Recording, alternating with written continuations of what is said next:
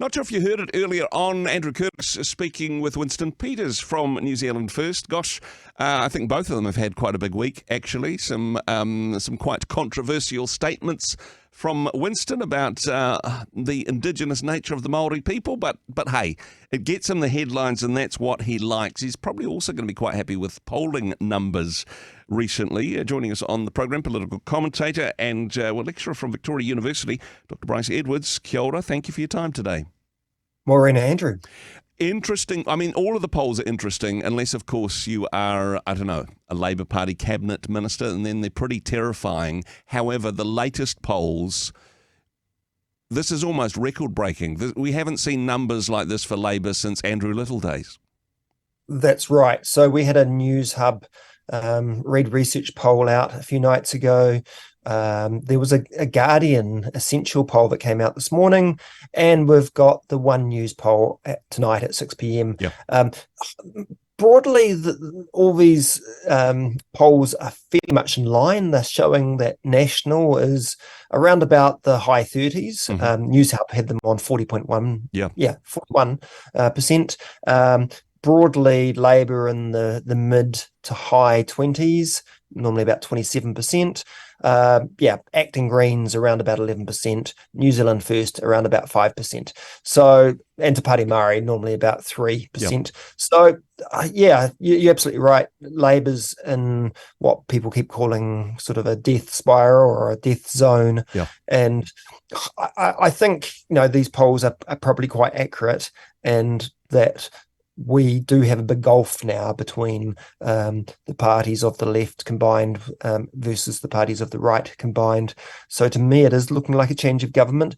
And where the narrative is now shifting, I think the story is now shifting, is what sort of government that will be. And that's actually quite a big question, because we know that National are likely to lead that government, or they will if it's change of government. Yep. But who are going to be their coalition partners, and how will they work with them? And there's a lot of mysteries there, and people just assume that it's going to be National ACT, whereas we're starting to hear a bit more noise about some of the differences between National and ACT, and how National are quite keen not to be beholden to ACT, and ACT are quite keen not to be just a lapdog for in a national government. So they're kind of starting to joust on those things.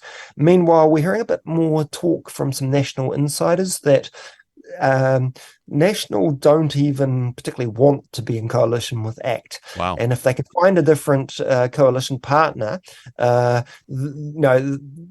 jump at that. And that could be New Zealand First, obviously, if they're back in.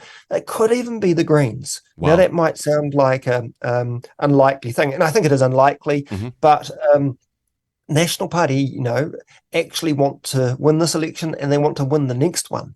And so the worry is always that if a party like National that's kind of centre-right gets pushed further to the right by a coalition partner like ACT, it might make them unelectable at the next election. So they much prefer to go in with a more moderate party, at least economically, like New Zealand First. And there's always the possibility of the Greens. So at this stage, neither Greens or National are ruling out each other. Wow. And so this is an interesting one, and a good warning shot for David Seymour, who's threatening confidence and supply. One of the great quotes of the week, I thought, was Winston Peters saying, well, how unworkable would it be to have a government if you have to go cap in hand to your coalition partners to get every piece of policy through? What you mean, like the last coalition government that New Zealand First was a part of? I mean, he's kind of was describing himself last time he was in office in some ways. Indeed. And I don't know, I think people get a bit too worried about minor parties holding major parties to ransom. I think the negotiation between the majors and minors is perfectly normal and fine. ACT was pushing the envelope quite a bit by saying, we'll support you on confidence, but yes, we won't necessarily even pass your budgets. Wow. So that is a new thing, but I don't think it's necessarily as scary as it sounds. I mean, it's true, it could lead to an early election, so that could be a bit scary, I agree. But probably it's ACT kind of leveraging National at the moment, saying, hey, you can't treat us badly. We want a proper coalition. Yeah, no, I mean, interesting times indeed. I mean, speaking of budgets and those sorts of things, the pre-foo. I didn't know this was a noun previously, but the books are opened. My summary of it, Bryce, is that there's less income than they thought. They're still spending as much, if not more. Inflation and interest rates are up, so they're borrowing more. I mean, it's like the bucket is empty, but perhaps the hole is slightly smaller than it could have been. I mean, it's not a great look, is it? Yeah, so this came out yesterday. This exercise is carried out by Treasury a month before every election. They have to do it legally, and they open up the books. They try to say the real state of things so that governments of the day can't hide, bad news. Yep. And yeah, there was some bad news in there, some good news as well. We're seeing some economic growth being forecast. We're seeing that maybe interest rates are going to go up, but not too much. Mm-hmm. But unemployment's going to go up. But I think most alarmingly is that any government, is not going to have a lot more money to spend. Yep. They're basically going to have to cut in a lot of areas over the next few years. So austerity really is the word, perhaps for maybe 10 years going forward. So it's not a disaster, but it's a little bit gloomy, to be honest. And looking at the numbers, it seems like, well, hey, the government, if they borrow, might just be able to break even with the things that they're spending money on at the moment, were it not for the fact that inflation means that the same policies will cost more next year. So, I mean, that's a problem in itself. But the opportunity to introduce new policies, the opportunity to say we're going to spend more in this area, it seems like that's off the table for all parties, but the major parties don't seem to have got the memo on this one. No, I think the major parties are having to cut back. I mean, National is under this big question now of the fact that it's promising tax cuts. Yes. Is it really credible to give tax cuts given that the tax take is going to be trending down? It's not looking good. And it's interesting that you've got a lot of people on the political right that are also arguing against tax cuts. So people like Matthew Hooton, the Taxpayers Union, are coming out and saying, actually, National now needs to backtrack on tax cuts. Mm-hmm. Now is not the time for this.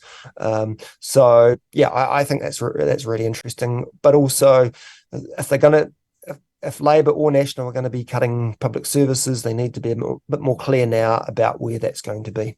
In some ways, though, I mean, it's bad news for the economy, but in some ways it might be great news for National, because whereas the current government is able to perhaps blame COVID for its current situation, and before that the cause of their woes was Winston Peters, now, a new National-led government can say, oh, look, this is what we inherited. Grant Robinson and his terrible economic policies, he'll be the new scapegoat for the next government. Yeah, I mean, parties always do that coming into power. This is true, but you're absolutely right. This pre-foo forecast is so bad that National will legitimately say that we have been handed, this basket case. And we could have done so much more, but it's not our fault. And honestly, given the hole that we're in at the moment, it's even less likely that you're going to vote for the guy with the spade. And in terms of who's got us into this situation, again, not a good look for the current government.